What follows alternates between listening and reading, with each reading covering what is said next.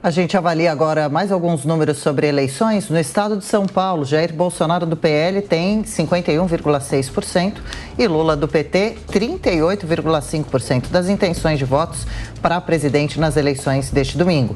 Brancos e nulos somam 5,2% e os que não sabem ou não responderam são 4,7%. O Instituto Paraná Pesquisas, essa pesquisa estimulada, foi divulgada nesta sexta-feira e a margem de erro é de 2,4 pontos percentuais para mais ou para menos. Foram feitas entrevistas pessoais em 1.810 eleitores entre os dias 23 e 27 de outubro em 78 municípios. O levantamento foi registrado na Justiça Eleitoral sob o número BR 07426 de 2022. Ricardo Salles, Bolsonaro tem melhor desempenho no estado de São Paulo porque é uma vantagem considerável na disputa nacional? É uma importante vantagem e que tem se ampliado, como tem se ampliado em alguns outros estados em que há uma atividade produtiva intensa, uma sociedade que tem uma visão mais conservadora de temas como a segurança pública, que quer o Estado menor, enfim. Você vê dessa forma que há perfis muito distintos dos eleitores brasileiros conforme o estado onde se analisa. O estado de São Paulo, em especial, tem esses valores muito claros, do empreendedorismo, da livre iniciativa, defesa da família, defesa justamente do direito de propriedade e da legítima defesa.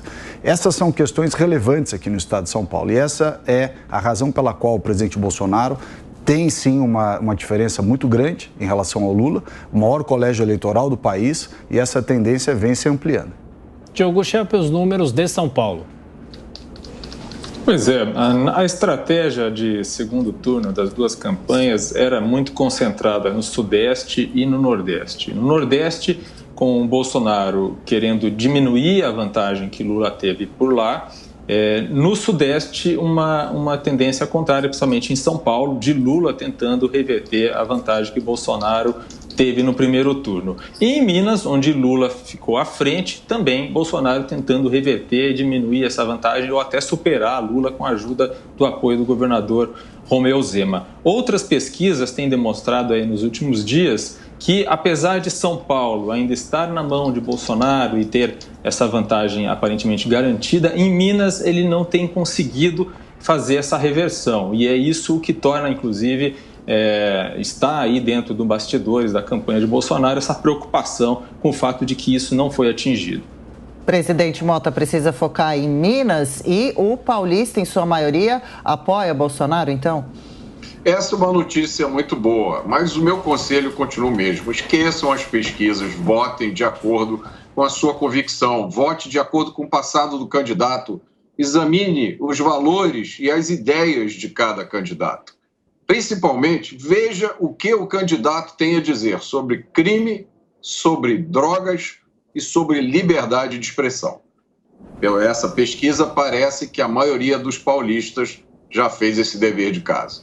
Salles, o Diogo Schelp levantou esse argumento com relação ao presidente precisar focar em Minas. Como que está essa disputa por brancos, nulos, indecisos e quais estados podem também o voto decidir essa eleição presidencial? Pois é, colégios eleitorais importantes como Bahia, Minas, São Paulo, Rio de Janeiro, são estados que concentram muito votos e, consequentemente, qualquer mudança de tendência, ela causa uma consequência imediata no cômputo geral dos votos. Então, em São Paulo, essa tendência está clara. O eleitor paulista escolheu Bolsonaro. Na Bahia, há uma discussão sobre o potencial de redução da diferença que foi apresentada a Lula no primeiro turno. O ACM Neto, por razões pessoais e de voto dele próprio, não saiu à frente da campanha defendendo Bolsonaro.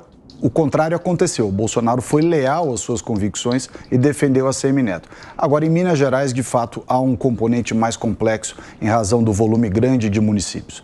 Mais 20 segundinhos, Schelp. Pois é, e a gente tem aí justamente um cenário em que o presidente conseguiu apoios importantes nesse segundo turno. De fato, foi algo impressionante, principalmente em relação a apoios de prefeitos, prefeituras no interior de São Paulo, uma parcela aí do MDB e do PSDB, que ficaram ao lado do presidente também.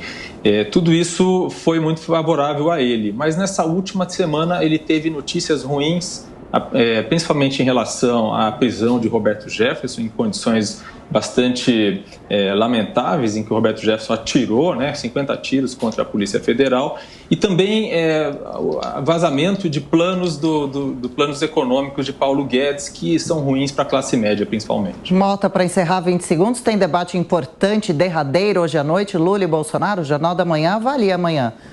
Sim, e eu acho que nesse debate inevitável que surja essas duas últimas grandes questões que com certeza vão influenciar o eleitor.